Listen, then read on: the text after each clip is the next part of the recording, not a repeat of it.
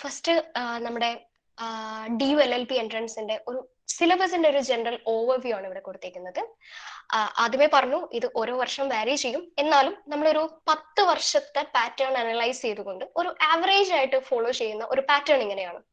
Firstly ഒരു major portion തന്നെ ഇപ്പൊ നിങ്ങൾക്ക് കാണാം, ഒരു അറൌണ്ട് 45-50% ക്വസ്റ്റ്യൻസ് വരുന്നത് ലീഗൽ ആപ്റ്റിറ്റ്യൂഡിൽ നിന്നാണ്. അടുത്തത് ഏറ്റവും കൂടുതൽ ചോദ്യങ്ങൾ വരുന്ന പോർഷൻ എന്ന് പറയുന്നത് ഇംഗ്ലീഷ് ആണ്. നമുക്കൊരു 20-25% വരെയൊക്കെ നമുക്ക് എക്സ്പെക്ട് ചെയ്യാം. ചില സമയത്ത് ഒരു 30% ക്വസ്റ്റ്യൻസ് വരെയൊക്കെ ഇംഗ്ലീഷിൽ നിന്ന് ചോദിക്കാറുണ്ട്. അടുത്തതായിട്ട് ഇംഗ്ലീഷിനൊപ്പം തന്നെ ഇംഗ്ലീഷിന് അത്രയും ക്വസ്റ്റ്യൻസ് ചോദിക്കാവുന്ന ഒരു പോർഷൻ ആണ് ജനറൽ നോളേജ്. ഇത് വാരി ചെയ്യും. ചില സമയത്ത് ഒരു 3 or 4 ക്വസ്റ്റ്യൻസ് മാത്രം ചോദിച്ചിട്ടുണ്ട്.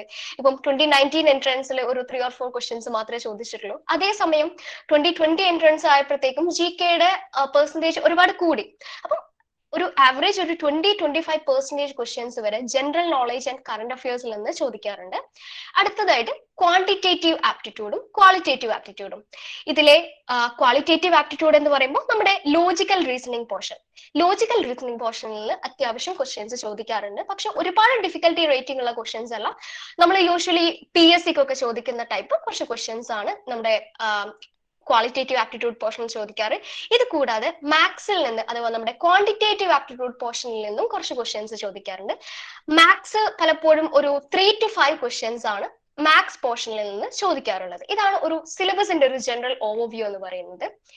ഇനി നമുക്ക് ഡീറ്റെയിൽഡ് സിലബസിലോട്ട് കിടക്കുകയാണെങ്കിൽ ഫസ്റ്റ്ലി നമ്മളിപ്പം ലീഗൽ ആപ്റ്റിറ്റ്യൂഡിൽ തന്നെ നമുക്ക് constitution and polity, law of contract, ടോട്ട്, IPC, family law, landmark judgments, ഇങ്ങനെയുള്ള പോർഷൻസ് ഒക്കെയാണ് ലീഗൽ ആപ്റ്റിറ്റ്യൂഡിൽ നമുക്ക് ചോദിക്കുന്നത്. കൂടാതെ ലീഗൽ റീസണിങ് പോർഷനിലാണെങ്കിൽ കുറച്ച് ഫാക്ട്സ് തന്നിട്ടുണ്ടാവും, കുറച്ച് പ്രിൻസിപ്പിൾസ് തന്നിട്ടുണ്ടാവും. ഈ ഗിവൺ പ്രിൻസിപ്പിൾസ് സെറ്റ് ഓഫ് ഫാക്ട്സിൽ അപ്ലൈ ചെയ്ത് ഒരു കൺക്ലൂഷനിൽ എത്തുക. അതായത് എപ്പോഴും ലോ എൻട്രൻസ് എന്ന് പറയുമ്പോൾ നമ്മൾ എങ്ങനെയാണ് ഒരു ലോയർ ആയിട്ട് ചിന്തിക്കുന്നത് എന്ന് ടെസ്റ്റ് ചെയ്യുന്ന ഒരു എക്സാം ആണല്ലോ. അതുകൊണ്ട് തന്നെ ലീഗൽ റീസണിങ് പോർഷൻ വളരെ ഇമ്പോർട്ടന്റ് ആയിട്ടുള്ള ഒരു പോർഷൻ ആണ്. കൂടാതെ ഇംഗ്ലീഷിൽ എന്ത് ക്വസ്റ്റ്യൻസ് ഉണ്ടാവും, ഇംഗ്ലീഷ് കോംപ്രഹെൻഷൻ, ഗ്രാമർ, വൊക്കാബുലറി, ഇങ്ങനെ ഒരു 3 ആയിട്ട് നമുക്ക് ഡിവൈഡ് ചെയ്ത് കഴിഞ്ഞാൽ ഇത്രയും പോർഷൻസ് ഉള്ള ക്വസ്റ്റ്യൻസ് ഇംഗ്ലീഷിൽ നിന്ന് ചോദിക്കാറുണ്ട്. Then general knowledge and current affairs ചോദിക്കാറുണ്ട്, ക്വാളിറ്റേറ്റീവ് റീസണിങ്, ക്വാണ്ടിറ്റേറ്റീവ് റീസണിങ്. ഇനി ഡീറ്റെയിൽഡ് സിലബസിലോട്ട് കിടക്കുന്നതിന് മുമ്പ് നിങ്ങളുടെ മറ്റു ക്വരീസ് ഒന്ന് ക്ലിയർ ചെയ്യാം. അതായത് നമുക്ക് എക്സാം എന്ന് പറയുന്നത് 2 hours ആണ് ഡ്യൂറേഷൻ. ഈ 2 hours ഡ്യൂറേഷനിൽ നിങ്ങൾക്ക് 100 ക്വസ്റ്റ്യൻസ് ആണ് ആൻസർ ചെയ്യാനുള്ളത്. ഈ 100 ക്വസ്റ്റ്യൻസ് ഇപ്പൊ നമ്മൾ പറഞ്ഞ ഈ ഒരു ടോപ്പിക് 6 ടോപ്പിക്കിൽ നിന്നാണ് ഈ 100 ക്വസ്റ്റ്യൻസ് ചോദിക്കുന്നത്. ഇനി ഓരോ ക്വസ്റ്റ്യനും റൈറ്റ് ആൻസർ ആണെന്നുണ്ടെങ്കിൽ 4 മാർക്ക് വീതവും, കൂടാതെ നെഗറ്റീവ് മാർക്കിംഗ് ഉള്ളത് ഓരോ തെറ്റായിട്ടുള്ള ആൻസറിനും -1 എന്നുള്ള രീതിയിലാണ് നെഗറ്റീവ് മാർക്കിംഗ് ഉള്ളത്. ഓക്കെ, അപ്പം ഡ്യൂറേഷൻ 2 hours ആണ്. മോഡ് എന്ന് പറയുന്നത് ഓൺലൈൻ ആയിട്ടാണ് എക്സാം ഉണ്ടാവുക. ഓൺലൈൻ ആയിട്ട് എന്ന് പറയുമ്പോൾ നമുക്ക് കേരളത്തിൽ നമുക്ക് എക്സാം സെന്റർ ഉണ്ട്. നമുക്ക് ഇന്ത്യയിൽ തന്നെ ഒരു 18 എക്സാം സെന്റേഴ്സിലായിട്ടാണ് ഡൽഹി യൂണിവേഴ്സിറ്റിയുടെ എൻട്രൻസ് എക്സാം നടത്തുന്നത്. അതിൽ ഒരു സെന്റർ കേരളത്തിൽ ട്രിവാൻഡ്രത്താണ് ഉള്ളത്. അപ്പം ട്രിവാൻഡ്രത്തെ ഓരോ വർഷം ഏതെങ്കിലും ഓരോ എഞ്ചിനീയറിംഗ് കോളേജസിലോ മറ്റോ എന്തെങ്കിലും ടെക് റിലേറ്റഡ് ചെയ്തിട്ടുള്ള കോളേജസിലാണ് ഉണ്ടാവുക. ഓൺലൈൻ എക്സാം ആയിരിക്കും, കമ്പ്യൂട്ടർ ബേസ്ഡ് ടെസ്റ്റ് ആയിരിക്കും നിങ്ങൾക്ക് ഉണ്ടാവുക. ഫുൾ ഒബ്ജക്റ്റീവ് ക്വസ്റ്റ്യൻസ് ആയിരിക്കും അതിനകത്ത് ഉണ്ടാവുക. ഓരോ ക്വസ്റ്റ്യനും 4 ഓപ്ഷൻസ് വീതം ഉണ്ടാവും. അങ്ങനെയാണ് ഒരു ജനറൽ പാറ്റേൺ, മീൻസ് എക്സാം നടത്തുന്ന രീതി. മോഡ് ഇംഗ്ലീഷ് ആണ്. ഓക്കെ, ഇനി നമ്മളെ ജനറലി ഡീറ്റെയിൽഡ് സിലബസിലോട്ട് ജസ്റ്റ് ഒന്ന് പോവാണെന്നുണ്ടെങ്കിൽ കോൺസ്റ്റിറ്റ്യൂഷന്റെ സ്ട്രക്ചർ, കോൺസ്റ്റിറ്റ്യൂഷന്റെ ഹിസ്റ്ററി, പിന്നെ ഡിഫറെന്റ് ആർട്ടിക്കിൾസ്, അതിൽ തന്നെ ഏറ്റവും ഇമ്പോർട്ടന്റ് ആയിട്ടുള്ള ആർട്ടിക്കിൾസ്, പിന്നെ ഡിഫറെന്റ് പാർട്സ്, സ്കെഡ്യൂൾസ്, ഫണ്ടമെന്റൽ റൈറ്റ്സിനെ കുറിച്ച്, ഫണ്ടമെന്റൽ ഡ്യൂട്ടീസിനെ കുറിച്ച്, ഡയറക്റ്റീവ് പ്രിൻസിപ്പിൾസ്, കൂടാതെ കോൺസ്റ്റിറ്റ്യൂഷനിലെ വിവിധ അമെന്റ്മെന്റ്സ്, എസ്പെഷ്യലി റീസെന്റ് അമെന്റ്മെന്റ്സ് ഉണ്ടെങ്കിൽ അതിനെക്കുറിച്ച്, കോൺസ്റ്റിറ്റ്യൂഷണൽ ഹിസ്റ്ററി, ഇത്തരം കാര്യങ്ങളും. പിന്നെ അത് കൂടാതെ തന്നെ president, vice president, parliament, supreme court, high court, attorney general, ഇവരെയൊക്കെ റിലേറ്റ് ചെയ്തിട്ടുള്ള കോൺസ്റ്റിറ്റ്യൂഷണൽ ആർട്ടിക്കിൾസ്, ഇതെല്ലാമാണ് കോൺസ്റ്റിറ്റ്യൂഷൻ ഓഫ് ഇന്ത്യയിൽ നമുക്ക് ഏറ്റവും ഇമ്പോർട്ടന്റ് ആയിട്ടുള്ള. കൂടാതെ തന്നെ നമുക്ക് ഈ കോൺസ്റ്റിറ്റ്യൂഷണൽ ഹിസ്റ്ററി പഠിക്കുന്ന സമയത്ത് നിങ്ങളെ കുറച്ച് കമ്മിറ്റീസും മറ്റൊക്കെ പഠിക്കുന്നുണ്ടെങ്കിൽ അതെല്ലാം ഇമ്പോർട്ടന്റ് ആയിട്ടുള്ള പോർഷൻസ് ആണ്. ഇനി ഇന്ത്യൻ പീനൽ കോഡാണ് അടുത്ത ഒരു മേജർ പോർഷൻ ആയിട്ട് വരുന്നത്. ഇന്ത്യൻ പീനൽ കോഡിൽ തന്നെ ഏറ്റവും ഇമ്പോർട്ടന്റ് ആയിട്ടുള്ള കുറച്ച് സെക്ഷൻസ് ഉണ്ട്. ആ സെക്ഷൻസ് നിങ്ങൾ പഠിച്ചു വെക്കുക. ഓക്കെ, ആ സെക്ഷൻസിന്റെ ഡെഫിനേഷനും അതിന്റെ അപ്ലിക്കേഷനും പഠിച്ചു വെക്കുക എന്നുള്ളതാണ് IPCയിൽ മെയിൻ ആയിട്ട് നോക്കാനുള്ളത്. കൂടാതെ തന്നെ ലോ ഓഫ് കോൺട്രാക്റ്റിലെ വിവിധ terms, different types of contract, അത് കൂടാതെ ഈ കോൺട്രാക്റ്റിലെ ഡിഫറെന്റ് ടേംസ്, ഇത്രയും കാര്യങ്ങളും കൂടെ നിങ്ങൾ അതിൽ നോക്കണം. പ്ലസ് ലോ ഓഫ് ടോട്ട്സ് നിങ്ങൾക്ക് പഠിക്കാനുണ്ടാവും. ലോ ഓഫ് ടോട്ട്സിലെ കുറച്ച് മാക്സിംസും പിന്നെ ഇമ്പോർട്ടന്റ് ആയിട്ടുള്ള കുറച്ച് പോർഷൻസും like different types of thoughts നിങ്ങൾ നോക്കണം. അപ്പൊ അതൊക്കെയാണ് ഏറ്റവും മേജർ ആയിട്ടുള്ള ടോട്ട്സിലെ പോർഷൻ വരുന്നത്. കൂടാതെ തന്നെ നമുക്ക് ഫാമിലി ലോയിലെ പോർഷൻസ് പഠിക്കാനുണ്ടാവും. ഇന്റലക്ച്വൽ പ്രോപ്പർട്ടി റൈറ്റ്സിലെ കുറച്ച്, ഇപ്പം കോപ്പിറൈറ്റ് ആണെങ്കിലും പേറ്റന്റ് ആണെങ്കിലും അത്തരം കുറച്ച് കോൺസെപ്റ്റ്സ് കൂടെ നിങ്ങൾ പ്രിപ്പയർ ചെയ്യണം.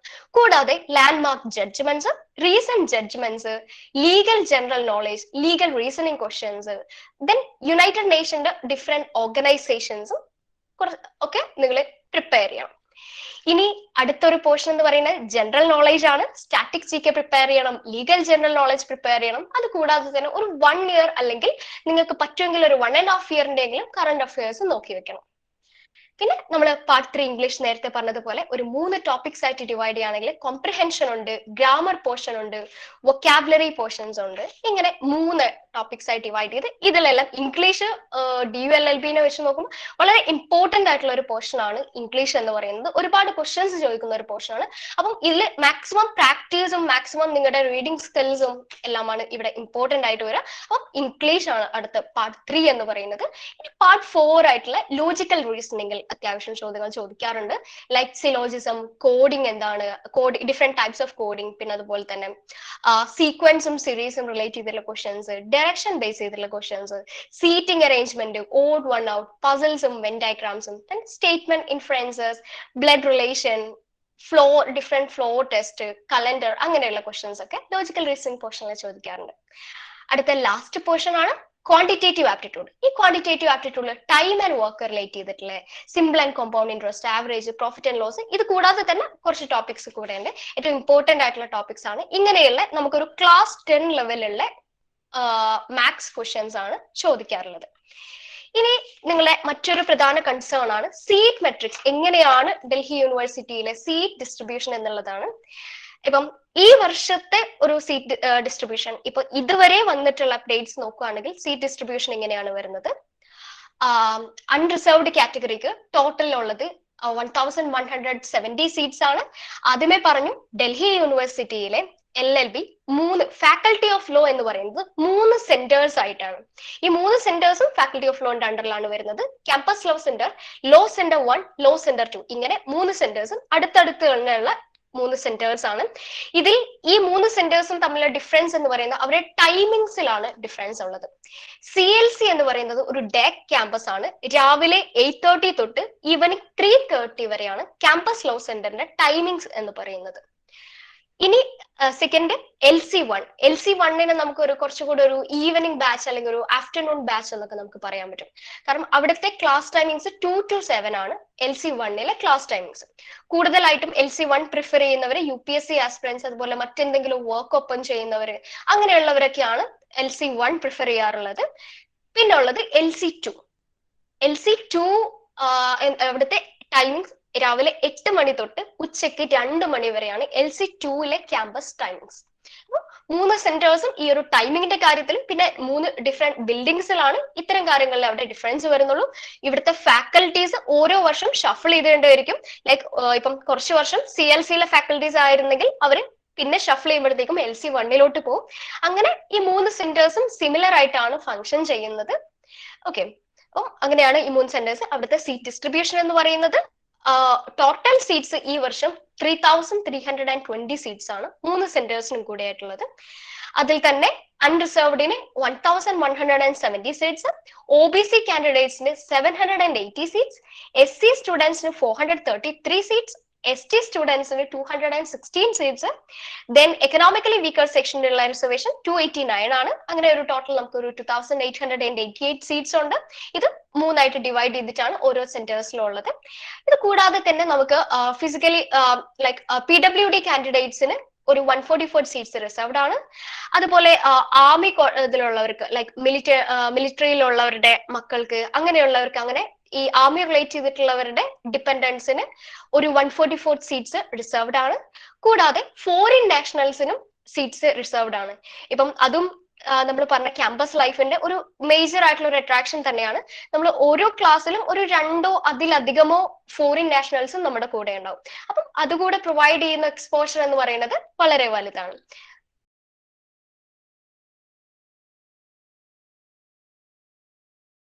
ഫസ്റ്റ് തിങ്, ഇന്ത്യയിൽ തന്നെ ഏറ്റവും ചിലവ് കുറഞ്ഞ് നമുക്ക് LLB 3 ഇയർ LLB ചെയ്യാൻ പറ്റിയ ഇൻസ്റ്റിറ്റ്യൂട്ട് എന്ന് പറയുന്നത് ഫാക്കൽറ്റി ഓഫ് ലോ ആണ്. നമ്മുടെ കേരളത്തിലെ ഗവൺമെന്റ് കോളേജസിൽ പഠിക്കുന്നതിനേക്കാൾ ചിലവ് കുറഞ്ഞതാണ് ഡൽഹി യൂണിവേഴ്സിറ്റിയിലെ പഠനം എന്ന് പറയുന്നത്, ഡൽഹി യൂണിവേഴ്സിറ്റിയിലെ ലോ ഫാക്കൽറ്റിയിലെ പഠനം എന്ന് പറയുന്നത്. അതുകൊണ്ട് കൂടിയാണ് ഇവിടെ ഇത്രയധികം കോമ്പറ്റീഷൻ വരുന്നത്. നമുക്ക് ഒരു വർഷം 5400 ആണ് നമുക്ക് ഒരു വർഷത്തെ ഫീസ് വരുന്നത്. ഈ 2 സെമസ്റ്റർ, ഇപ്പോൾ ഫസ്റ്റ് ഇയർ എന്ന് പറയുമ്പോൾ ഫസ്റ്റ് സെമസ്റ്ററും സെക്കൻഡ് സെമസ്റ്ററും കൂടി നമുക്കൊരു 5400 ആണ് അറൌണ്ട് ഫീസ് വരുന്നത്. ഇതിൽ തന്നെ നമ്മുടെ സ്റ്റഡി മെറ്റീരിയൽസ് കൂടെ ഇൻക്ലൂഡഡ് ആണ്. ലൈക്ക് നമ്മൾ ഈ 5400 കൊടുത്ത് നമ്മൾ അഡ്മിഷൻ എടുത്തു കഴിഞ്ഞാൽ വേറെ എക്സ്ട്രാ ഫീസ് കാര്യങ്ങളൊന്നും നമുക്ക് വരുന്നില്ല. ഇതിനുശേഷം നമുക്ക് ഫസ്റ്റ് സെമസ്റ്ററിലെ സ്റ്റഡി മെറ്റീരിയൽ, അതായത് ഒരു കേസ് മാറ്റ് എന്ന് നമ്മൾ പറയും, കേസ് മെറ്റീരിയൽ, അതാണ് നമ്മുടെ ടെക്സ്റ്റ് ബുക്ക്. ഈ ടെക്സ്റ്റ് ബുക്ക് കൂടെ ഈ 5400 ഇൻക്ലൂഡഡ് ആണ്. നമുക്ക് 2 സെമസ്റ്റേഴ്സിന്റെ ടെക്സ്റ്റ് ബുക്സും നമുക്ക് ഹാർഡ് കോപ്പീസ് ഈ എമൗണ്ടിൽ കിട്ടും. അതിന് നമ്മൾ സെപ്പറേറ്റ് കൊടുക്കേണ്ടതില്ല. അങ്ങനെ അടുത്ത വർഷം 5400, തേർഡ് ഇയറിലും സെയിം എമൗണ്ട്. അങ്ങനെ അറൌണ്ട് ഒരു 17,000 ഉള്ളിൽ നമുക്ക് ഫാക്കൽറ്റി ഓഫ് ലോയിലെ ട്യൂഷൻ ഫീ എന്ന് പറയുന്നത് അവിടെ തീരും, ഒരു 17,000. എന്റെ അറിവിൽ കേരളത്തിലെ ഗവൺമെന്റ് ലോ കോളേജസിനേക്കാൾ കുറച്ചുകൂടെ ചീപ്പാണ് ഇവിടെ ഫാക്കൽറ്റി ഓഫ് ലോയിൽ പഠിക്കുന്നത്. കാരണം നമുക്ക് കേരള ലോ എക്സാം വഴി നമ്മളിവിടെ കേരളത്തിലെ ഗവൺമെന്റ് കോളേജസിൽ എടുക്കുമ്പോഴത്തേക്കും ഒരു 7,000, 8,000, ഒരു 9,000 വരെയൊക്കെ നമുക്ക് ഫീസ് ആയിട്ട് വരാറുണ്ട് ഓരോ വർഷം. കൂടാതെ തന്നെ മറ്റെന്തെങ്കിലും എക്സ്പെൻസ് വരാറുണ്ട്. അപ്പൊ അത് വെച്ച് നോക്കുമ്പോഴത്തേക്കും ഫീസ് സ്ട്രക്ചർ എന്ന് പറയുന്നത് പെർ ഇയർ പെർ ടോട്ടൽ കോഴ്സിന് നമുക്കൊരു 17,000 മതിയാവും.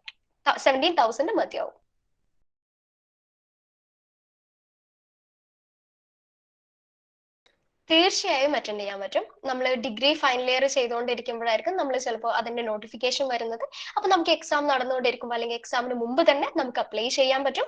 നമുക്ക് എക്സാം എഴുതി റിസൾട്ട് വന്ന് നമ്മൾ എന്ത് ചെയ്യേണ്ടി വരും, ചിലപ്പോൾ സൈറ്റിൽ അവർ റിസൾട്ട് അപ്ഡേറ്റ് ചെയ്യാനുള്ള ഒരു ഓപ്ഷൻ നമുക്ക് തരും. ആ സമയത്ത് നമ്മുടെ ഗ്രാജുവേഷന്റെ മാർക്സ് നമുക്കൊന്ന് അപ്ലോഡ് ചെയ്ത് കൊടുക്കാം. പ്ലസ് നമുക്ക് എല്ലാം കഴിഞ്ഞ് കൗൺസിലിംഗ് സെഷന്റെ സമയത്താണ് നമ്മുടെ റിസൾട്ട് അവിടെ പ്രസന്റ് ചെയ്യേണ്ടത്, ലൈക്ക് നമ്മുടെ സർട്ടിഫിക്കറ്റ്സ് പ്രസന്റ് ചെയ്യേണ്ടത്. നമ്മുടെ പ്രൊവിഷണൽ സർട്ടിഫിക്കറ്റ്സ് ആയിരിക്കും മിക്കവർക്കും ആ സമയത്ത് കിട്ടിയിട്ടുണ്ടാവും. അപ്പൊ ആ പ്രൊവിഷണൽ സർട്ടിഫിക്കറ്റ് വെച്ചുകൊണ്ട് നമുക്ക് അഡ്മിഷൻ എടുക്കാൻ പറ്റും. അപ്പോൾ ഓഫ് കോഴ്സ് നിങ്ങൾ ഏത് സ്ട്രീം പഠിച്ചുകൊണ്ടിരിക്കുന്നവരായാലും പഠിച്ചു കഴിഞ്ഞവരായാലും, ലൈക്ക് ഇപ്പം BTech കഴിഞ്ഞിട്ടുള്ളവരുണ്ടാവും, അതും അല്ലെങ്കിൽ ഏതെങ്കിലും സ്ട്രീമിൽ ഓൾറെഡി PG കഴിഞ്ഞിട്ടുള്ളവരുണ്ടാവും, മെഡിസിൻ കഴിഞ്ഞിട്ടുള്ളവരുണ്ടാവും, ഇവർക്കെല്ലാം അപ്ലൈ ചെയ്യാം. കൂടാതെ നിങ്ങൾ ഏതെങ്കിലും ഒരു ഗ്രാജുവേഷൻ കോഴ്സിന്റെയോ പോസ്റ്റ് ഗ്രാജുവേഷൻ കോഴ്സിന്റെയോ മറ്റോ ഫൈനൽ ഇയർ ആണെങ്കിലും നിങ്ങൾക്ക് അപ്ലൈ ചെയ്യാൻ പറ്റും.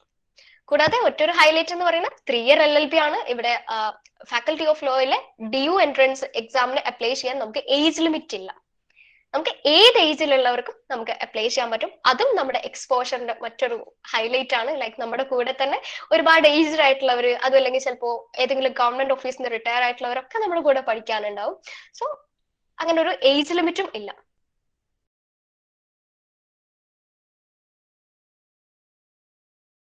നമുക്ക് ഒരു ലാസ്റ്റ് ഇയറിലെ കട്ട് ഓഫ് എന്ന് പറയുന്നത് വന്നിട്ടുള്ളത് 2021 കട്ട് ഓഫ് അൺറിസർവ്ഡ് കാൻഡിഡേറ്റ്സിന് 232 മാർക്സ് ആണ് കട്ട് ഓഫ് ആയിട്ട് വന്നിട്ടുള്ളത്.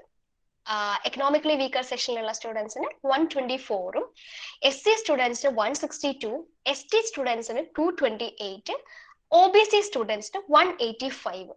ഇങ്ങനെയാണ് കഴിഞ്ഞ വർഷത്തെ കട്ട് ഓഫ് എന്ന് പറയുന്നത്. ഇനി 2020 കട്ട് ഓഫ് എന്ന് പറയുന്നത് അൺറിസർവ്ഡ് കാൻഡിഡേറ്റ്സിന് 225 ആയിരുന്നു, SC കാൻഡിഡേറ്റ്സിന് 158, ST കാൻഡിഡേറ്റ്സിന് 227, OBC കാൻഡിഡേറ്റ്സിന് 178. ഇങ്ങനെ ഇനി ഓരോ വർഷവും ഈ കട്ട് ഓഫ് ഇങ്ങനെ മാറിക്കൊണ്ടിരിക്കും. ലൈക്ക് 2018 കട്ട് ഓഫ് എന്ന് പറയുന്നത് 226 ആയിരുന്നു ജനറൽ കാൻഡിഡേറ്റ്സിന്, OBC സ്റ്റുഡൻസിന് 184 ആയിരുന്നു. അങ്ങനെ ഓരോ വർഷവും കട്ട് ഓഫ് മാറിക്കൊണ്ടിരിക്കും.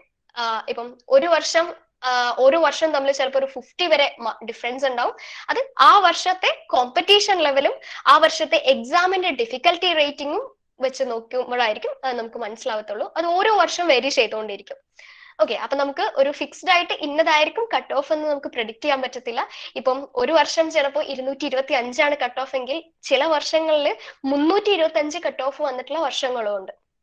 ഓക്കെ, അപ്പം ആ 325 കട്ട് ഓഫ് വന്ന വർഷം ഇപ്പൊ ഒരു 2016 2015 സമയത്തൊക്കെ അത്രയും ഹയർ ആയിരുന്നു കട്ട് ഓഫ്. ആ സമയത്തൊക്കെ കോമ്പറ്റീഷൻ ഇത്രത്തോളം ഇല്ലായിരുന്നു. കൂടാതെ എക്സാം കുറച്ചുകൂടി ഈസിയർ ആയിരുന്നു. ലോ പോർഷൻസ് ഒക്കെ വളരെ ബേസിക് ആയിട്ടുള്ള ലീഗൽ ടോപ്പിക്സ്, അതുപോലെ എല്ലാം കുറച്ചുകൂടെ ഡിഫിക്കൽട്ടി റേറ്റിംഗ് കുറഞ്ഞ രീതിയിലായിരുന്നു ചോദ്യങ്ങൾ ചോദിച്ചിരുന്നത്. ഇപ്പൊ ഓരോ വർഷവും കൂടുന്തോറും റേറ്റിംഗ് കൂടാണ്, കോമ്പറ്റീഷനും കൂടാണ്, അപ്പൊ കട്ട് ഓഫും നല്ല പോലെ കൂടുന്നുണ്ട്.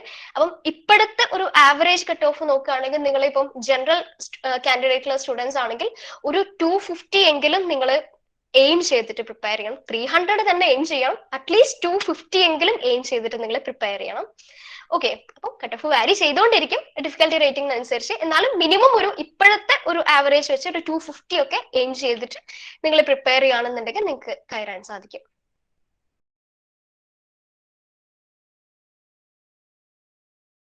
എക്സാം സെന്റർ കേരളത്തിലുള്ളത് ട്രിവാൻഡ്രത്താണ് എക്സാം സെന്റർ ഉള്ളത്. ട്രിവാൻഡ്രത്തുള്ള ഏതെങ്കിലും ഒരു എഞ്ചിനീയറിംഗ് കോളേജിലായിരിക്കും മിക്കവാറും എക്സാം സെന്റർ. കൂടാതെ തന്നെ നമുക്ക് മറ്റ് നിയർ ബൈ സിറ്റീസ് എന്ന് പറയുമ്പോൾ നമുക്ക് ബാംഗ്ലൂരിലും ചെന്നൈയിലും എക്സാം സെന്റർ ഉണ്ട്, ഹൈദരാബാദ് എക്സാം സെന്റർ ഉണ്ട്.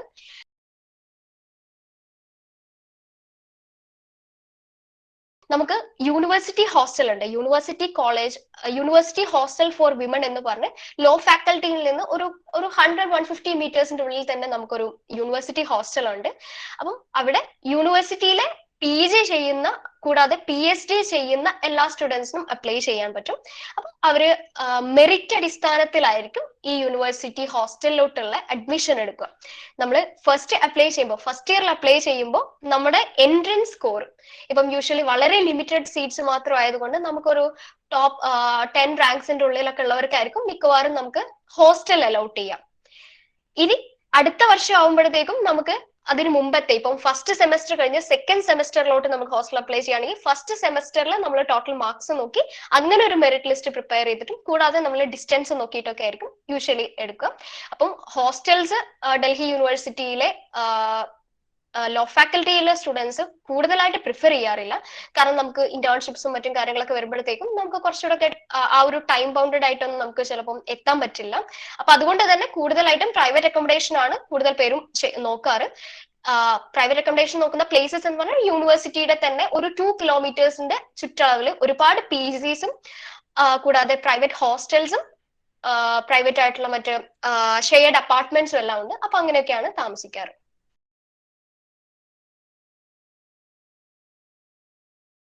ഹോസ്റ്റൽ ഫീ ഇപ്പം നമ്മുടെ ജനറൽ യൂണിവേഴ്സിറ്റി കോളേജ് ഹോസ്റ്റൽ അല്ലെങ്കിൽ ഇപ്പം രാജീവ് ഗാന്ധി വിമൻസ് ഹോസ്റ്റലൊക്കെ ആണെങ്കിൽ അവിടെ ക്വാർട്ടർ വൈസ് ഫീയും അതുപോലെ തന്നെ നമുക്ക് ഫസ്റ്റ് നമ്മൾ കയറുമ്പോൾ ഉള്ള ഇനീഷ്യലി ഇപ്പോൾ ഒരു 30,000 അല്ലെങ്കിൽ ഒരു 28,000 സംതിങ് നമ്മൾ ഇനീഷ്യലി കൊടുക്കേണ്ടി വരും. പ്ലസ് ഓരോ മന്ത്ലി നമുക്ക് മെസ് എക്സ്പെൻസ് നമ്മൾ മീറ്റ് ചെയ്യേണ്ടി വരും. കൂടാതെ ക്വാർട്ടർലി ഒരു 6,800 അല്ലെങ്കിൽ ഒരു 7,000 വീതം നമ്മൾ ഓരോ 3 മന്ത്സ് കൂടുമ്പോൾ നമ്മൾ കൊടുക്കേണ്ടി വരും. അപ്പൊ നമ്മൾ ജനറലി നോക്കുമ്പോൾ DUലെ ജനറൽ ഹോസ്റ്റൽസ് കുറച്ച് എക്സ്പെൻസീവ് ആണ്. അതുകൊണ്ട് കൂടെയാണ് സ്റ്റുഡൻസ് മറ്റ് പ്രൈവറ്റ് അക്കോമഡേഷൻ എടുക്കാറ്. ഇപ്പൊ നമ്മളൊരു ഷെയർഡ് അപ്പാർട്ട്മെന്റ് എടുക്കുകയാണെങ്കിൽ ഒരു 20,000 റെന്റ് വരുന്ന ഒരു അപ്പാർട്ട്മെന്റ് ഒരു 5-6 പേര് കൂടിയിട്ട് എടുക്കുകയാണെങ്കിൽ നമുക്കൊരു 3,000 സംതിങ് അല്ലെങ്കിൽ ഒരു 4,000 ഉള്ളിൽ നമ്മുടെ റെന്റും കഴിഞ്ഞ് മറ്റ് എക്സ്പെൻസും ഒരു 7,000 ഉള്ളിൽ നമ്മുടെ എക്സ്പെൻസ് എല്ലാം ഏകദേശം നമുക്ക് മീറ്റ് ചെയ്യാൻ പറ്റാറുണ്ട്. അപ്പൊ അങ്ങനെയാണ് പൊതുവെ അക്കോമഡേഷൻ ഉള്ളത്.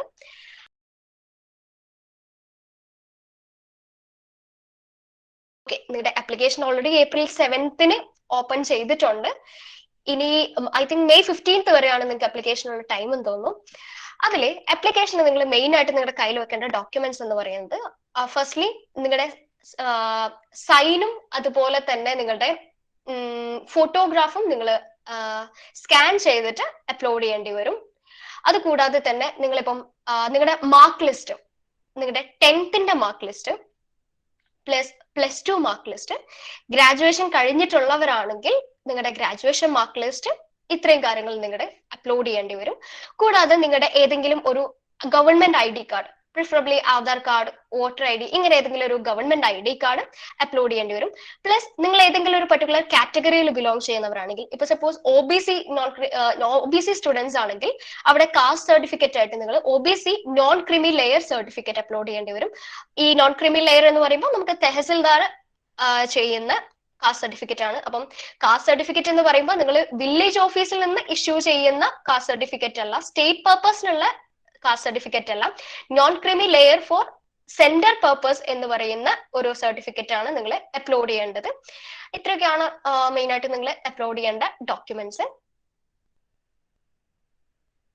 കൂടാതെ ഒരു കാര്യം ജസ്റ്റ് ഒന്ന് റിമൈൻഡ് ചെയ്യാനുള്ളത്, നിങ്ങൾ ഈ അപ്ലൈ ചെയ്യുമ്പോൾ തന്നെ നിങ്ങൾ ഈ സെന്റർ പ്രിഫറൻസ് കൊടുക്കേണ്ടി വരും. CLC ആണോ, LC1 ആണോ, LC2 ആണോ എന്നുള്ള സെന്റർ പ്രിഫറൻസും നിങ്ങൾ അപ്ലൈ ചെയ്യുമ്പോൾ തന്നെ നിങ്ങൾ കൊടുക്കേണ്ടി വരും. അപ്പോൾ നിങ്ങൾക്ക് കംഫർട്ടബിൾ ആയിട്ടുള്ള ടൈമിങ്സ് ഏതാണെന്ന് നോക്കുക. കൂടാതെ നിങ്ങൾക്ക് ഇപ്പം യൂട്യൂബിൽ മറ്റും അടിച്ചു കൊടുത്തു കഴിഞ്ഞാൽ ഇതിലെ ഓരോ സെന്റേഴ്സിന്റെയും റിവ്യൂസും മറ്റൊക്കെ അവൈലബിൾ ആണ്, ഇതിന്റെ ഫോട്ടോസും വീഡിയോസും ഒക്കെ അവൈലബിൾ ആണ്. അപ്പൊ അതുകൂടെ നോക്കിയിട്ട് നിങ്ങൾക്ക് കംഫർട്ടബിൾ ആയിട്ടുള്ള, നിങ്ങൾക്ക് ക്യാമ്പസ് കുറച്ചുകൂടെ താല്പര്യം വരുന്നത് ഏതാണ് എന്ന് നോക്കി നിങ്ങൾ അപ്ലൈ ചെയ്യുക. കാരണം ക്യാമ്പസ് ലോ സെന്റർ, അതായത് ഫസ്റ്റ് സെന്റർ കുറച്ചുകൂടെ ഒരു പഴയ ഒരു ക്യാമ്പസ് ആണ്, അതുകൊണ്ട് തന്നെ അലുമിനസ് സ്ട്രെങ്ത് കുറച്ച് കൂടുതലാണ്. ആ ഒരു ബ്രാൻഡ് നെയിം എന്ന് പറയുന്നത് ചെറുതായിട്ട് ഈ ഒരു CLCക്ക് ഉണ്ട്. പക്ഷേ ക്യാമ്പസ് ഇൻഫ്രാസ്ട്രക്ചറും മറ്റൊക്കെ നോക്കുകയാണെങ്കിൽ വളരെ പഴയ ക്യാമ്പസ് ആണ്, ഇൻഫ്രാസ്ട്രക്ചർ കാര്യങ്ങളൊക്കെ കുറച്ച് പുറകിലോട്ട് നിൽക്കുന്നതാണ്. ഇനി മറ്റ് രണ്ട് LC1 എന്ന് പറയുന്നത് ഈവനിങ് ബാച്ച് ആണ്. അപ്പൊ നിങ്ങൾക്ക് അങ്ങനെ ഒരു ടൈം റെസ്ട്രൈൻസ് ഉണ്ടെങ്കിൽ LC1 ചൂസ് ചെയ്യാം, അല്ലെങ്കിൽ LC1 പ്രിഫർ ചെയ്യണ്ട. ലൈക്ക് അങ്ങനെ ഒരു ടൈമിന്റെ പ്രശ്നം ഉണ്ടെങ്കിൽ LC1 ഫസ്റ്റ് പ്രിഫറൻസ് കൊടുത്താൽ മതി. പിന്നെ ഉള്ളത് LC2 ആണ്. LC2 എന്ന് പറയുന്നത് കുറച്ചുകൂടെ ഒരു സൊഫിസ്റ്റിക്കേറ്റഡ് ആയിട്ടുള്ള ബിൽഡിംഗ് ആണ്, ഇൻഫ്രാസ്ട്രക്ചറിന്റെ കാര്യത്തിലൊക്കെ കുറച്ചുകൂടെ മുന്നിട്ട് നിൽക്കുന്നുണ്ട്. പക്ഷെ മറ്റു കാര്യങ്ങളിലെല്ലാം, അക്കാദമിക്സ് കാര്യങ്ങളിലെല്ലാം CLCയും LC2യും ഏകദേശം സിമിലർ ആണ്. അപ്പൊ നിങ്ങൾ അതും കൂടെ ഒന്ന് ചൂസ് ചെയ്ത്, നിങ്ങൾ ഓൾറെഡി അപ്ലൈ ചെയ്യുന്നതിന് മുമ്പ് തന്നെ മൈൻഡ് ഒന്ന് സെറ്റ് ചെയ്ത് വെക്കുക, ഇതിൽ ഏതാണ് നിങ്ങളുടെ ഫസ്റ്റ് പ്രിഫറൻസ് കൊടുക്കേണ്ടത്, ഏതാണ് സെക്കൻഡ്, ഏതാണ് തേർഡ് എന്ന്. ഓക്കെ, കാരണം പിന്നീട് നമുക്കത് ചേഞ്ച് ചെയ്യാനുള്ള ഓപ്ഷൻ ഇല്ല. അപ്പൊ ഇതും കൂടെ ഒന്ന് മനസ്സിൽ വെച്ചുകൊണ്ട് നിങ്ങൾ അപ്ലൈ ചെയ്യാം.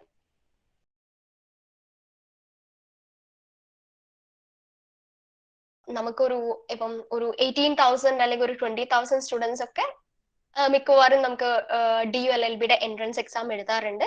അതിൽ നിന്നാണ് ഈ ഒരു 3,000 സ്റ്റുഡൻസിനെ എടുക്കുന്നത്. കുറച്ച് കോമ്പറ്റേറ്റീവ് ആണ്.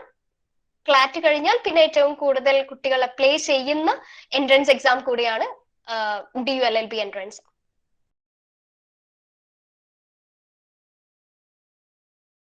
മെയിൻ ആയിട്ട് നിങ്ങൾ ഫോളോ ചെയ്യുന്ന സ്ട്രാറ്റജി എന്ന് പറയുന്നത്, ഫസ്റ്റ് നമ്മൾ ആദ്യമായിട്ട് ഒരു എക്സാം പോയിട്ട് അറ്റൻഡ് ചെയ്യുമ്പോൾ, അതും ആദ്യമായിട്ട് ഓൺലൈൻ മോഡിൽ ഒരു എക്സാം അറ്റൻഡ് ചെയ്യുമ്പോൾ അതിൽ തെറ്റ് വരാനും നമ്മൾ കുറച്ച് പേടിച്ച് കുറച്ച് കൺഫ്യൂസ്ഡ് ആയി പോകാനൊക്കെ ഉള്ള സാധ്യതകളുണ്ട്. അപ്പൊ ആദ്യം തന്നെ നിങ്ങൾ മാക്സിമം ഓൺലൈൻ ആയിട്ട് തന്നെ മോക്ക് ടെസ്റ്റ് അറ്റൻഡ് ചെയ്ത് ആ ഒരു സിസ്റ്റം നിങ്ങൾക്ക് കുറച്ചുകൂടെ ഫെമിലിയർ ആവുക.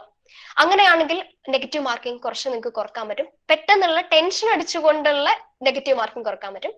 സെക്കൻഡ് തിങ്, നമ്മൾ യൂഷ്വലി സ്റ്റുഡൻസിനോട് പറയുന്ന ഒരു മെത്തേഡ്, നിങ്ങൾ ആദ്യത്തെ റൗണ്ടിൽ, അതായത് ഓൺലൈൻ എക്സാം ആയിരിക്കും, അതുകൊണ്ട് തന്നെ നിങ്ങൾക്ക് സ്ക്രീനിൽ നിങ്ങളുടെ റൈറ്റ് സൈഡിലോ അല്ലെങ്കിൽ ലെഫ്റ്റ് സൈഡിലോ ആയിട്ട് ആ മുഴുവൻ ക്വസ്റ്റ്യൻ നമ്പേഴ്സും കൊടുത്തിട്ടുണ്ടാവും. അപ്പൊ നമ്മൾ അറ്റൻഡ് ചെയ്യുന്നതിനനുസരിച്ച് അതൊരു ഗ്രീൻ കളർ, അല്ലെങ്കിൽ അറ്റൻഡ് ചെയ്യാതെ ഇരിക്കുമ്പോൾ അതൊരു ഗ്രേ കളർ, നമ്മൾ ഡൗട്ട്ഫുൾ എന്നുള്ള ഓപ്ഷൻ നമുക്ക് ക്ലിക്ക് ചെയ്യാൻ പറ്റും. അങ്ങനെ നമുക്ക് പിൻ ചെയ്ത് വെക്കാനൊക്കെ ഓപ്ഷൻ ഉണ്ട്. അപ്പൊ അതിനനുസരിച്ച് ഓരോ കളേഴ്സ് ആയിരിക്കും കൊടുക്കുക. അപ്പൊ ഫസ്റ്റ് തിങ് നിങ്ങൾ ചെയ്യേണ്ടത്, ഇതിനകത്ത് നിങ്ങൾക്ക് 100% ഉറപ്പായിട്ടുള്ള ആൻസേഴ്സ് മാത്രം നിങ്ങൾ ഫസ്റ്റ് റൗണ്ടിൽ ചെയ്തിട്ട് പോവാം. നിങ്ങൾക്ക് ഒരു 50% ചാൻസ് അല്ലെങ്കിൽ ഒരു 75% ചാൻസ് ഉള്ള ക്വസ്റ്റ്യൻസ് പോലും നിങ്ങൾ ഫസ്റ്റ് റൗണ്ടിൽ അറ്റൻഡ് ചെയ്യരുത്.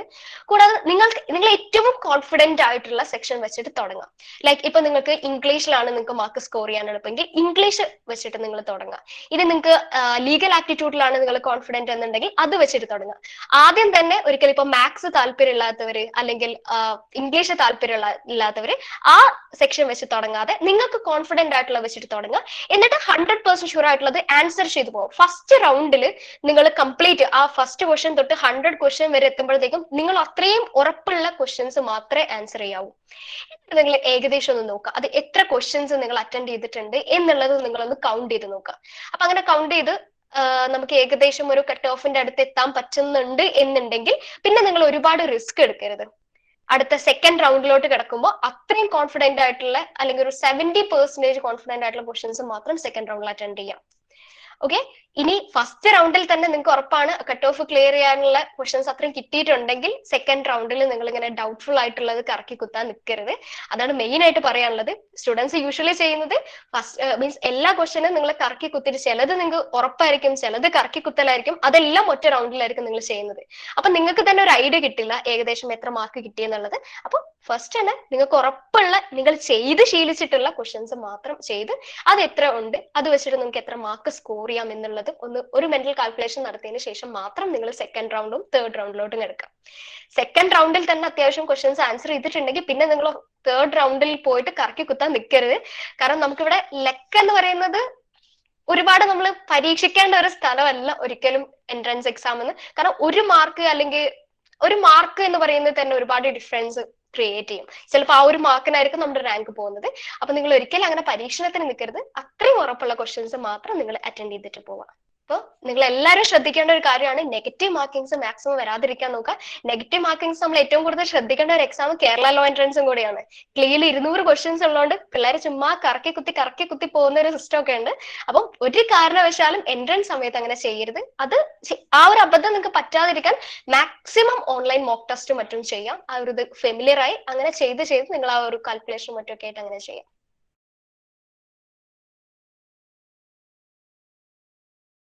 സ്റ്റേറ്റ് പർപ്പസിനാണ് യൂഷ്വലി നമ്മൾ വില്ലേജ് ഓഫീസിന് ഇഷ്യൂ ചെയ്യുന്ന കാസ്റ്റ് സർട്ടിഫിക്കറ്റ് അപ്ലോഡ് ചെയ്യാറ്. നമ്മൾ സെൻട്രൽ പർപ്പസിന് യൂഷ്വലി ഇപ്പം ഡൽഹി യൂണിവേഴ്സിറ്റി എന്ന് പറയുമ്പോൾ ഒരു സെൻട്രൽ യൂണിവേഴ്സിറ്റിയാണ്. അപ്പൊ അവർ പ്രിഫർ ചെയ്യുന്ന സർട്ടിഫിക്കറ്റ് എന്ന് പറയുന്നത് non creamy layer for central purpose ആണ്.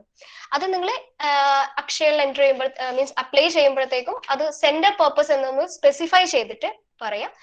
തഹസിൽദാർ ഇഷ്യൂ ചെയ്യുന്ന സെൻഡർ പർപ്പസിനുള്ള NCL ആണ് നിങ്ങൾക്ക് യൂഷ്വലി ഒരു ഇപ്പൊ അപ്ലൈ ചെയ്ത് കഴിഞ്ഞാലും നിങ്ങൾക്ക് ആപ്ലിക്കേഷൻ ടൈമിന്റെ ഉള്ളിൽ നിങ്ങൾക്ക് കിട്ടും. ഒരു 3 ഡേയ്സിനൊക്കെ നിങ്ങൾക്ക് അത് ഇഷ്യൂ ചെയ്ത് കിട്ടാറുണ്ട്. അപ്പം പരമാവധി നോൺ ക്രീമി ലെയർ സർട്ടിഫിക്കറ്റ് തന്നെ അപ്ലോഡ് ചെയ്യാൻ ശ്രമിക്കാം.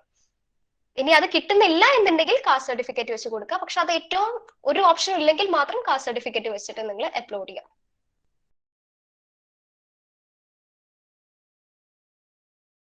പൊതുവെ നമ്മൾ ആപ്ലിക്കേഷൻ കൊടുത്ത ആപ്ലിക്കേഷൻ ഫോം കറക്റ്റ് ചെയ്യാനുള്ള ഒരു വിൻഡോ യൂഷ്വലി ഓപ്പൺ ആവാറില്ല. അപ്പൊ നമുക്ക് എഡിറ്റിംഗ് ഓപ്ഷൻ എന്ന് പറയുന്നത് യൂഷ്വലി ഇല്ല. ഇപ്പൊ നമ്മൾ അപ്ലൈ ചെയ്യുമ്പോൾ നമ്മൾ ഈ ഓപ്ഷൻസ് കൊടുത്തിട്ടുണ്ടെങ്കിൽ പിന്നെ അത് ചേഞ്ച് ചെയ്യാൻ വേണ്ടി ഇപ്പൊ ഒരുപാട് പേര് ഇപ്പം സുപ്രീം കോടതിയിൽ കേസസ് നടന്നുകൊണ്ടിരിക്കുന്നുണ്ട്. ഇതുപോലെ തന്നെ സെന്റർ മീൻസ് അവർ ഉദ്ദേശിച്ച സെന്റർ കിട്ടിയില്ല എന്നൊക്കെ പറഞ്ഞ് അങ്ങനെ കേസസ് വരെ നടന്നുകൊണ്ടിരിക്കുന്നുണ്ട്. അപ്പൊ നമുക്ക് ഒരിക്കലും നമ്മളൊരു മിസ്റ്റേക്ക് പറ്റി ഓപ്ഷൻ മാറി എന്ന് വെച്ച് നമുക്കത് തിരുത്താനുള്ള ഒരു ഓപ്ഷൻ ഇല്ല, ചാൻസ് ഇല്ല. അപ്പൊ നിങ്ങൾ അപ്ലൈ ചെയ്യുമ്പോൾ തന്നെ അത് ശരിക്കും കറക്റ്റ് ആണോ എന്ന് നോക്കി അത് തന്നെയാണോ നിങ്ങൾക്ക് താല്പര്യമുള്ള ഓർഡർ എന്ന് നോക്കിയിട്ട് നിങ്ങൾ ചെയ്യാം. പിന്നെ അത് നിങ്ങൾക്ക് ചേഞ്ച് ചെയ്യാനുള്ള ഒരു ഓപ്ഷനും ഇല്ല. അഡ്മിഷൻ ടൈമിലാണെങ്കിലും അതിന് ശേഷമാണെങ്കിലും നിങ്ങൾക്ക് അത് ചേഞ്ച് ചെയ്യാൻ പറ്റില്ല. അപ്പം ആപ്ലിക്കേഷൻ കൊടുക്കുന്ന സമയത്ത് തന്നെ പരമാവധി കോഷ്യസ് ആയിട്ട് നിങ്ങൾ സെന്റർ പ്രിഫറൻസ് കൊടുക്കുക. സെന്റർ പ്രിഫറൻസ് മാത്രമല്ല, നിങ്ങൾ കൊടുക്കുന്ന എല്ലാ ഡീറ്റെയിൽസും നിങ്ങൾ കറക്റ്റ് ആണോ എന്ന് 2-3 തവണ വെരിഫൈ ചെയ്തിട്ട് മാത്രം സബ്മിറ്റ് ചെയ്യാം. കാരണം പിന്നീട് എഡിറ്റ് ചെയ്യാനുള്ള ഓപ്ഷൻ ഇല്ല. പിന്നെ നിങ്ങൾക്ക് എഡിറ്റ് ചെയ്യണമെന്നുണ്ടെങ്കിൽ നമ്മുടെ നാഷണൽ ടെസ്റ്റിംഗ് ഏജൻസിക്ക് നിങ്ങൾ മെയിൽ അയച്ചിട്ടും മറ്റൊക്കെയാണ് നിങ്ങൾക്ക് അത് ചേഞ്ച് ചെയ്യാനുള്ള ഓപ്ഷൻ ഉള്ളൂ. കാരണം DUന്റെ LLB എൻട്രൻസ് എക്സാമിനേഷൻ നടത്തുന്നത് ഡൽഹി യൂണിവേഴ്സിറ്റി ലോ ഫാക്കൽറ്റി അല്ല, നാഷണൽ ടെസ്റ്റിംഗ് ഏജൻസിയാണ്. അപ്പം ഈ NTAക്ക് മെയിൽ ചെയ്തിട്ടോ അല്ലെങ്കിൽ കോൾ ചെയ്തിട്ടോ ഒക്കെ വേണം പിന്നെ നിങ്ങൾക്ക് അതിനകത്ത് എന്തെങ്കിലും എഡിഷൻസ് വരുത്താൻ. അപ്പം അത് ഇല്ലാതെ മാക്സിമം ശ്രദ്ധിക്കുക. അപ്ലൈ ചെയ്യുമ്പോൾ ഓരോ ഡീറ്റെയിൽസും എത്രയും ശ്രദ്ധിച്ച് നിങ്ങൾ കൊടുക്കുക.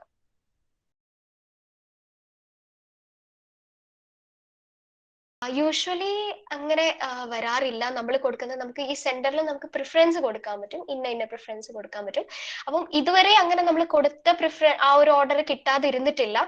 യൂഷ്വലി അത്രയും സ്റ്റുഡൻസിനെ അക്കോമഡേറ്റ് ചെയ്യുന്ന രീതിയിലായിരിക്കും എക്സാം.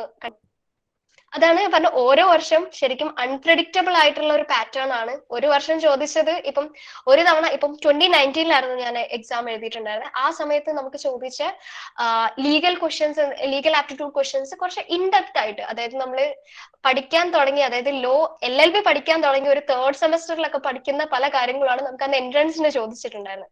കുറച്ച് ഇൻഡെപ്ത് ആയിട്ട് തന്നെ നമുക്ക് ലോയിലും ചോദിച്ചിട്ടുണ്ടായിരുന്നു. അറൌണ്ട് 70% ക്വസ്റ്റ്യൻസ് ലോയിൽ നിന്നുണ്ടായിരുന്നു.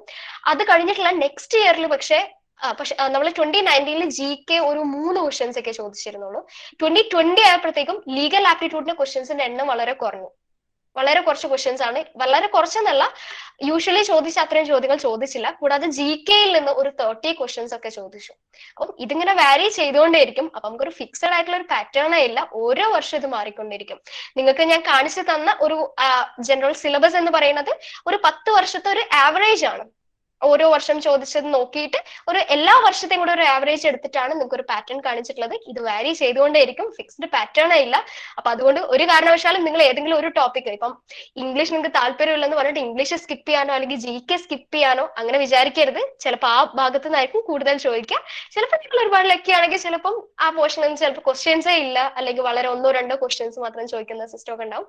പക്ഷെ അതൊരിക്കലും നിങ്ങൾ പ്രീവിയസ് ഇയർ ക്വസ്റ്റ്യൻ മാത്രം വിശ്വസിച്ചിരിക്കരുത്, അത് മാറിക്കൊണ്ടേയിരിക്കും. അതൊന്ന് ശ്രദ്ധിക്കാം.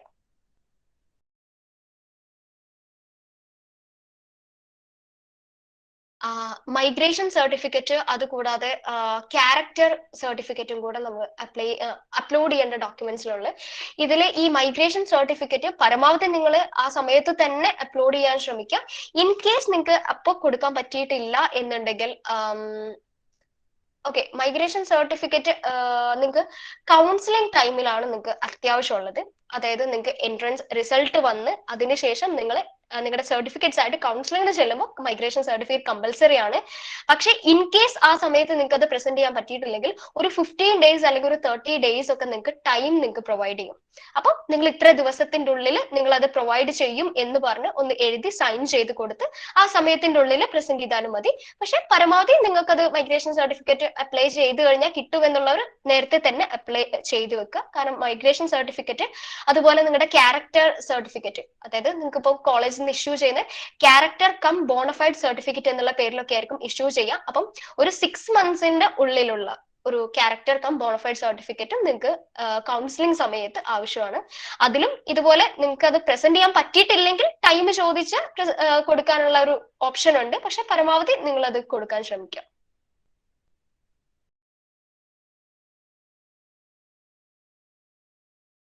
യൂഷ്വലി ഒരു 6 months വാലിഡിറ്റി എന്നൊക്കെയാണ് പറയാറ്. പക്ഷെ എങ്ങനെയായാലും നിങ്ങൾ ഇപ്പൊ അപ്ലൈ ചെയ്ത് കഴിഞ്ഞാൽ, കാരണം NCL നിങ്ങൾ അപ്ലിക്കേഷൻ ടൈമിൽ, അതായത് May 15th നിങ്ങൾ അപ്ലോഡ് ചെയ്യേണ്ടതാണ്. അപ്പോൾ ഈ May 15th അതിന്റെ വാലിഡിറ്റി തീർന്നിട്ടുണ്ടോ എന്നുള്ളതാണ് അവിടെ മാറ്റർ ചെയ്യുന്നത്. അപ്പൊ നിങ്ങൾ ഇപ്പോഴേ അപ്ലൈ ചെയ്യുക. കാരണം എന്തെങ്കിലും പൊതുവെ അത് ലേറ്റ് ആവാറുണ്ട്. നമ്മളിപ്പം ഓൺലൈൻ പ്രൊസീജിയർ ആയതുകൊണ്ട് 3 days ആണ് ടൈം പറയുന്നത്. പക്ഷെ ചില സമയത്തൊക്കെ അത് ഒരുപാട് സമയം എടുക്കാറുണ്ട്. അപ്പൊ ഇപ്പോഴെങ്കിലും നിങ്ങൾ അപ്ലൈ ചെയ്യണം. ഓക്കെ, ഇപ്പോഴേ അപ്ലൈ ചെയ്താലുള്ളൂ നിങ്ങൾക്ക് അപ്ലിക്കേഷൻ ഫോമിൽ നിങ്ങൾക്ക് അത് അപ്ലോഡ് ചെയ്യാൻ പറ്റുള്ളൂ. അപ്പൊ ഇപ്പോഴേ ചെയ്യണം. അതിന്റെ വാലിഡിറ്റി എന്തായാലും നിങ്ങൾക്ക് ഇപ്പോൾ അപ്ലൈ ചെയ്യുന്ന സമയത്തിനുള്ളിൽ തീരില്ല. പൊതുവേ ഒരു 1 year അതൊന്നും ആവാറില്ല. അപ്പം പരമാവധി ഇപ്പോഴേ അപ്ലൈ ചെയ്യുക. Lex online LLB entrance coaching ഇൻസ്റ്റിറ്റ്യൂട്ടിന് ഒരുപാട് നന്ദിയുണ്ട്. ലൈക്ക് നമ്മള് ഒരുപാട് സ്റ്റുഡൻസിന് പലപ്പോഴും ഇങ്ങനെ ഒരു പ്ലാറ്റ്ഫോം കിട്ടാറില്ല. കാരണം DU എൻട്രൻസ് ടെസ്റ്റ് എന്ന് പറയുമ്പോൾ ഒരുപാട് മിക്സും മറ്റൊക്കെയാണ് നമ്മുടെ മനസ്സിൽ. നമുക്ക് കിട്ടാൻ ഭയങ്കര ബുദ്ധിമുട്ടുള്ള ഒരു എക്സാം, അല്ലെങ്കിൽ ഡൽഹിയെ കുറിച്ചും ഒരുപാട് തെറ്റിദ്ധാരണകളും ഒക്കെ നിലനിൽക്കുന്ന ഒരു സാഹചര്യമാണ്. അപ്പൊ ആ ഒരു ഇതിൽ നമ്മളെ ഫസ്റ്റ് ക്വസ്റ്റ്യൻ തന്നെ, അതായത് ആ ഒരു ക്യാമ്പസ് ലൈഫ്, ആ ഒരു ക്വസ്റ്റ്യനിൽ തന്നെ നമ്മൾ തുടങ്ങി. അപ്പം പിള്ളേരുടെ കുറച്ചുകൂടെ ആ ഒരു ഇൻട്രസ്റ്റ് ജനറേറ്റ് ചെയ്തു. അങ്ങനെ ഏകദേശം ഒരുപാട് പോർഷൻസ് നമുക്ക് കവർ ചെയ്യാൻ പറ്റി. പിന്നെ ഒരു 1-to-1 സെഷൻ ആണെങ്കിൽ ചിലപ്പോൾ എനിക്കും ബോറിംഗ് ആയി പോയതിന്, മീൻസ് സ്റ്റുഡൻസിനും ബോറിംഗ് ആയി പോയതിന്, ആ ഒരു ജസ്റ്റ് ഒരു ലെക്ചറിങ് ടൈപ്പ് ആണെങ്കിൽ ഇത് നിങ്ങളുടെ ക്വസ്റ്റ്യൻസ് ഒരുപാട്, ആ ഒരു ക്വസ്റ്റ്യൻസിലൂടെ തന്നെ നമുക്ക് ഒരുപാട് ടോപ്പിക്സ് കവർ ചെയ്ത് പോകാൻ പറ്റി. അതുപോലെ സ്റ്റുഡൻസ് ആണെങ്കിലും നല്ല ഇന്ററാക്റ്റീവ് ആയിരുന്നു. നല്ലൊരു സെഷൻ തന്നെയായിരുന്നു. താങ്ക് യു സ്റ്റുഡൻസ്, ഇത്രയും നേരം കോപ്പറേറ്റ് ചെയ്തതിന് താങ്ക് യു. ഇനി നിങ്ങളുടെ കയ്യിലാണ് എല്ലാം. ലൈക്ക് നിങ്ങൾ ചൂസ് ചെയ്തിട്ടുള്ള ഒരു പ്രൊഫഷൻ ആണ് ലോ. നിങ്ങൾ ഓരോരുത്തരും ലോ ചൂസ് ചെയ്തതിന്, അല്ലെങ്കിൽ 3 year LLB ചൂസ് ചെയ്തതിന് ഡിഫറെന്റ് ആയിട്ടുള്ള റീസൺസ് ആയിരിക്കും. ഇപ്പം ചിലര് ഏതെങ്കിലും മൂവീസ് കണ്ട് ഇൻസ്പയർ ആയിട്ടുള്ള സ്റ്റുഡൻസ് ഉണ്ടാവും.